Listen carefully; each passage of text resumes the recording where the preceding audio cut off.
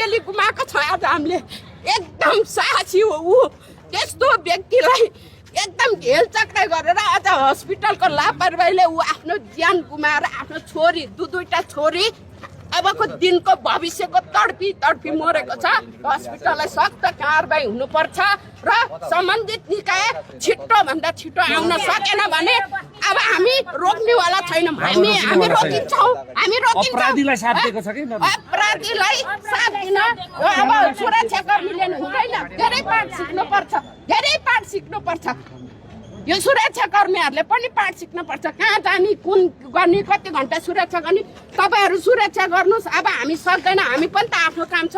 सरकारको ड्युटी गर्नुपर्छ। एउटा प्राइभेट हस्पिटललाई यसरी सुरक्षा दिएर यत्रो होइन, यो हाम्रै पसिनाको, हाम्रै करको, ट्याक्सको तलब खाएर यत्रो घन्टा हाम्रै विरोध आउँछ भने उनीहरू हामीसँग सक्छ भन्नु त? के भयो आन्दोलनमा? के भयो ट्रेनको आन्दोलनमा?